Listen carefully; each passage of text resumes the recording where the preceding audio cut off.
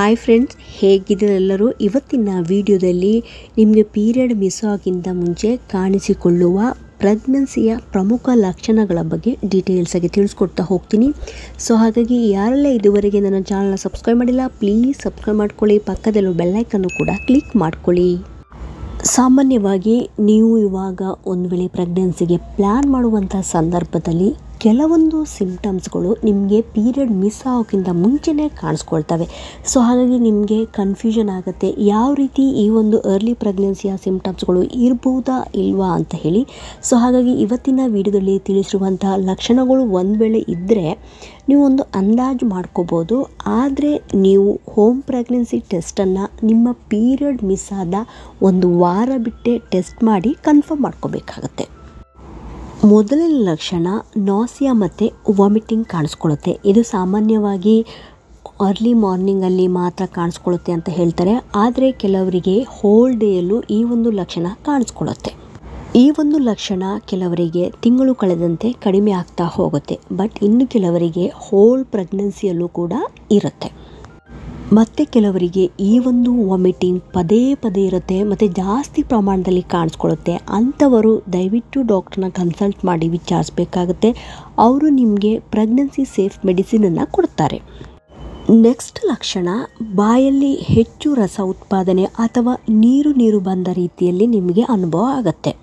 ಟೇಸ್ಟ್ನಲ್ಲೂ ಕೂಡ ವ್ಯತ್ಯಾಸ ಕಾಣಿಸ್ಕೊಳ್ಳುತ್ತೆ. ಏನಾದರೂ ತಿಂದರೆ ನಿಮಗೆ ಕಹಿ ಅನಿಸುತ್ತೆ. ವಾಸನೆಯ ಗ್ರಹಿಕೆಯ ಶಕ್ತಿ ಕೂಡ ನಿಮಗೆ ಜಾಸ್ತಿ ಆಗುತ್ತೆ ಮತ್ತು ನಿಮಗೆ ಜಾಸ್ತಿ ಹುಳಿ ತಿನ್ನಬೇಕು ಅನಿಸುತ್ತೆ ಅಥವಾ ಖಾರದ ಐಟಮ್ಸ್ ತಿನ್ನಬೇಕು ಅನಿಸುತ್ತೆ ಮತ್ತು ಕೆಲವರಿಗೆ ಸ್ವೀಟ್ ತಿನ್ನಬೇಕು ಅನಿಸುತ್ತೆ. ಈ ರೀತಿಯ ಬಯಕೆಗಳು ಕೂಡ ನಿಮಗೆ ಅರ್ಲಿ ಪ್ರೆಗ್ನೆನ್ಸಿಯಲ್ಲಿ ಕಾಣಿಸ್ಕೊಡುತ್ತೆ.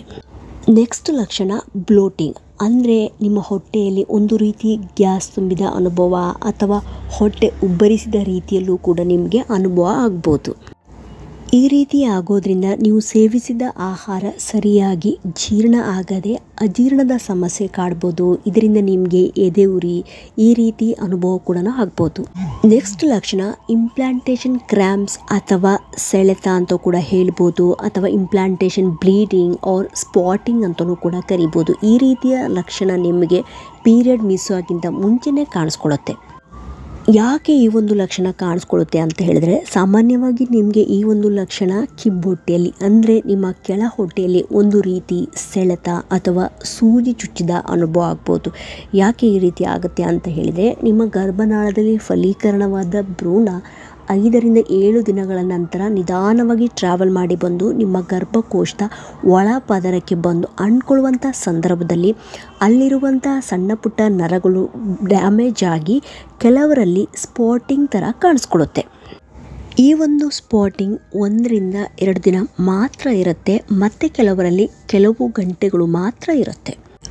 ಇದರ ಫ್ಲೋ ಜಾಸ್ತಿ ಇರೋದಿಲ್ಲ, ಜಸ್ಟ್ ಸ್ಪಾಟಿಂಗ್ ಥರ ಆಗುತ್ತೆ. ಈ ಒಂದು ಸ್ಪಾಟಿಂಗ್ನ ಕಲರ್ ಲೈಟ್ ಪಿಂಕ್ ಅಥವಾ ಬ್ರೌನ್ ಕಲರಲ್ಲಿ ಡಿಸ್ಚಾರ್ಜ್ ಆಗುತ್ತೆ. ಮತ್ತು ಕೆಲವರಲ್ಲಿ ಸಣ್ಣ ಪುಟ್ಟ ಕೆಲಸ ಮಾಡಿದರೂ ಕೂಡ ಅತಿಯಾದ ಆಯಾಸ ಕಾಣಿಸ್ಕೊಳ್ಳುತ್ತೆ. ಯಾವ ಕೆಲಸ ಮಾಡಲಿಕ್ಕೂ ಕೂಡ ಅವರಿಗೆ ತುಂಬಾ ಸುಸ್ತು ಕಾಣಿಸ್ಕೊಳ್ಳುತ್ತೆ. ಮತ್ತು ಕೆಲವರಲ್ಲಿ ವಿಪರೀತ ಹೆಡ್ಡೇಕ್ ಕಾಣಿಸ್ಕೊಳ್ಬೋದು. ಅದೇ ರೀತಿ ನಿಮ್ಮ ಬ್ರೆಸ್ಟಲ್ಲೂ ಕೂಡ ಚೇಂಜಸ್ ಕಾಣಿಸ್ಕೊಳ್ಬೋದು, ಲೈಕ್ ಪೇಯ್ನ್ ಕಾಣಿಸ್ಕೊಳ್ಬೋದು, ಟೆಂಡರ್ನೆಸ್, ಹೆವಿ ಈ ರೀತಿಯ ಅನುಭವ ನಿಮಗೆ ಆಗುತ್ತೆ.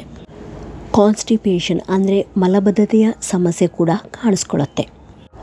ವೈಟ್ ಡಿಸ್ಚಾರ್ಜ್ ನಿಮಗೆ ಅರ್ಲಿ ಪ್ರೆಗ್ನೆನ್ಸಿಯಲ್ಲಿ ಸ್ವಲ್ಪ ಜಾಸ್ತಿ ಪ್ರಮಾಣದಲ್ಲಿ ಫ್ಲೋ ಆಗುತ್ತೆ. ಮತ್ತು ಕೆಲವರಿಗೆ ಲೈಟಾಗಿ ತಲೆ ಸುತ್ತು ಕೂಡ ಕಾಣಿಸ್ಕೊಳ್ಳುತ್ತೆ. ಇದೇ ರೀತಿ ಮತ್ತೆ ಅನೇಕ ಲಕ್ಷಣಗಳು ನಿಮಗೆ ಪೀರಿಯಡ್ ಮಿಸ್ ಆದ ನಂತರನೂ ಕಾಣಿಸ್ಕೊಳ್ಬೋದು. ಸೊ ಹಾಗಾಗಿ ಪ್ರಮುಖವಾಗಿ ಇವೆಲ್ಲ ಲಕ್ಷಣಗಳು ಕೆಲವರಿಗೆ ಪೀರಿಯಡ್ ಮಿಸ್ ಆಗಿಂತ ಮುಂಚೆ ಕಾಣಿಸ್ಕೊಳ್ಳುತ್ತೆ. ಹಾಗಾಗಿ ನೀವೇನು ಮಾಡಬೇಕು, ಒಂದು ವೇಳೆ ನಿಮಗೆ ಲಕ್ಷಣಗಳು ಕಂಡಿಲ್ಲ ಅಂದ ಮಾತ್ರಕ್ಕೆ ನೀವು ಪ್ರೆಗ್ನೆಂಟ್ ಇಲ್ಲ ಅಂತ ಹೇಳಿ ಅರ್ಥ ಅಲ್ಲ. ಕೆಲವರಿಗೆ ಏನಾಗುತ್ತೆ, ಯಾವುದೇ ರೀತಿಯ ಲಕ್ಷಣಗಳು ಕಾಣಿಸ್ಕೊಳ್ದಿರ್ಬೋದು ಮತ್ತು ಕೆಲವರಿಗೆ 1-2 ಲಕ್ಷಣಗಳು ಮಾತ್ರ ಕಾಣಿಸ್ಕೊಳ್ಬೋದು. ಹಾಗಾಗಿ ಈಗ ಯಾವುದೇ ರೀತಿಯ ಲಕ್ಷಣ ಕಂಡು ಬಂದಿಲ್ಲ ಅಂದಾಗ ನೀವೇನಾದರೂ ಹೋಮ್ ಪ್ರೆಗ್ನೆನ್ಸಿ ಟೆಸ್ಟ್ ಮಾಡಿದಾಗ ಆವಾಗ ನಿಮಗೆ ಪಾಸಿಟಿವ್ ತೋರಿಸ್ಬೋದು. ಹಾಗಾಗಿ ನಿಮಗೆ ಇವಾಗ ಲಕ್ಷಣಗಳು ಕಂಡು ಬಂದಿಲ್ಲ ಅಂದ ಮಾತ್ರಕ್ಕೆ ನೀವು ಪ್ರೆಗ್ನೆಂಟ್ ಇಲ್ಲ ಅಂತ ಹೇಳಿ ಅರ್ಥ ಅಲ್ಲ. ಪ್ರತಿಯೊಬ್ಬರಿಗೂ ಲಕ್ಷಣಗಳು ಕಾಣಿಸ್ಕೊಳ್ಳಲೇಬೇಕಂತ ಹೇಳಿ ಏನಿಲ್ಲ. ಯಾಕಂತ ಹೇಳಿದರೆ ಈ ಒಂದು ಪ್ರೆಗ್ನೆನ್ಸಿ ಜರ್ನಿ ಅನ್ನುವಂಥದ್ದು ಒಬ್ಬರಿಂದ ಒಬ್ಬರಿಗೆ ಇದು ತುಂಬ ಡಿಫ್ರೆಂಟ್ ಆಗಿರುತ್ತೆ. ಕೆಲವರಿಗೆ ತುಂಬ ಲಕ್ಷಣಗಳು ಕಾಣಿಸ್ಕೊಂಡ್ರೆ ಮತ್ತು ಕೆಲವರಿಗೆ ಒಂದೆರಡು ಲಕ್ಷಣಗಳು ಮಾತ್ರ ಕಾಣಿಸ್ಕೊಳ್ಬೋದು, ಮತ್ತು ಕೆಲವರಿಗೆ ಯಾವುದೇ ರೀತಿಯ ಲಕ್ಷಣಗಳು ಕಾಣಿಸ್ಕೊಳ್ದೇ ಇರ್ಬೋದು. ಹಾಗಾಗಿ ನೀವೇನು ಮಾಡಬೇಕು ಅಂತ ಹೇಳಿದರೆ, ಒಂದು ವೇಳೆ ನೀವೇನಾದರೂ ಹೋಮ್ ಪ್ರೆಗ್ನೆನ್ಸಿ ಟೆಸ್ಟ್ ಮಾಡಬೇಕು ಅಂತ ಹೇಳಿದರೆ ನಿಮ್ಮ ಪೀರಿಯಡ್ ಮಿಸ್ ಆದ 1 ವಾರ ಬಿಟ್ಟು ನೀವು ಟೆಸ್ಟ್ ಮಾಡಿ ಕನ್ಫರ್ಮ್ ಮಾಡ್ಕೋಬೇಕಾಗುತ್ತೆ.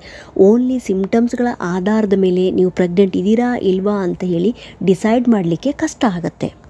1 ವಾರ ಬಿಟ್ಟು ನೀವು ಟೆಸ್ಟ್ ಮಾಡಿದಾಗಲೂ ನಿಮಗೆ ನೆಗೆಟಿವ್ ಬಂತು ಅಂತ ಹೇಳಿದರೆ ಎಗೇನ್ ನೀವು 3 to 5 ಡೇಸ್ ಬಿಟ್ಟು ರಿಪೀಟ್ ಮಾಡ್ಬೋದು. ನಿಮಗೆ ಒಂದು ವೇಳೆ ಈ ಒಂದು ಸಂದರ್ಭದಲ್ಲಿ ಗೊತ್ತಾಗ್ತಾ ಇಲ್ಲ ಅಥವಾ ಕನ್ಫ್ಯೂಷನ್ ಇದೆ ಅಂತ ಹೇಳಿದರೆ ನೀವು ಒಮ್ಮೆ ಡಾಕ್ಟ್ರನ್ನ ಕನ್ಸಲ್ಟ್ ಮಾಡಿ ವಿಚಾರಿಸಿದಾಗ ಮೇ ಬಿ ಅವರು ನಿಮಗೆ ಬೀಟಾ HCG ಎಂಬ ಬ್ಲಡ್ ಟೆಸ್ಟ್ ಅಡ್ವೈಸ್ ಮಾಡಿದರೆ ಅದರಲ್ಲಿ ಕ್ಲಿಯರಾಗಿ ಗೊತ್ತಾಗುತ್ತೆ. ಯಾಕಂದರೆ ಈ ಒಂದು ಹೋಮ್ ಪ್ರೆಗ್ನೆನ್ಸಿ ಟೆಸ್ಟ್ ಮಾಡುವಂಥ ಸಂದರ್ಭದಲ್ಲಿ ನಾವು ಮಾಡುವ ಸಣ್ಣ ಪುಟ್ಟ ಮಿಸ್ಟೇಕ್ಸ್ನಿಂದ ಇರ್ಬೋದು, ಅಥವಾ ಆ ಕಿಟ್ನಲ್ಲಿ ಏನಾದರೂ ದೋಷ ಇದೆ ಅಂತ ಹೇಳಿದರೆ ನೀವು ಪ್ರೆಗ್ನೆಂಟ್ ಇದ್ರೂ ನೆಗೆಟಿವ್ ರಿಸಲ್ಟ್ ತೋರಿಸುವಂಥ ಸಾಧ್ಯತೆ ಇರುತ್ತೆ. ಹಾಗಾಗಿ ಡಾಕ್ಟ್ರನ್ನ ಕನ್ಸಲ್ಟ್ ಮಾಡಿ ವಿಚಾರಿಸ್ಕಿಂತ ಮುಂಚೆ ನಿಮ್ಮಷ್ಟಕ್ಕೆ ನೀವು ಯಾವುದೇ ರೀತಿಯ ನಿರ್ಧಾರಕ್ಕೆ ಬರೋಕ್ಕೆ ಹೋಗಬೇಡಿ. ಯಾಕಂದರೆ ನೀವು ಪ್ರೆಗ್ನೆಂಟ್ ಇದ್ದರೂ ಇರ್ಬೋದಲ್ವಾ, ನೀವು ಪ್ರೆಗ್ನೆಂಟ್ ಇದ್ದರೂ ನಿಮಗೆ ರಿಸಲ್ಟ್ ನೆಗೆಟಿವ್ ತೋರಿಸ್ಬೋದು. ಸೊ ಹಾಗಾಗಿ ಒಮ್ಮೆ ಡಾಕ್ಟ್ರನ್ನ ಕನ್ಸಲ್ಟ್ ಮಾಡಿ ವಿಚಾರಿಸಬೇಕಾಗತ್ತೆ. ಈ ಒಂದು ಇನ್ಫಾರ್ಮೇಷನ್ ನಿಮಗೆ ಇನ್ಫಾರ್ಮೇಟಿವ್ ಅನಿಸಿದ್ದಲ್ಲಿ ಪ್ಲೀಸ್ ಸಬ್ಸ್ಕ್ರೈಬ್ ಮಾಡೋದನ್ನು ಮರಿಬೇಡಿ. ಸಿಗ್ತೀನಿ ಮುಂದಿನ ವಿಡಿಯೋದಲ್ಲಿ. Thank you so much friends.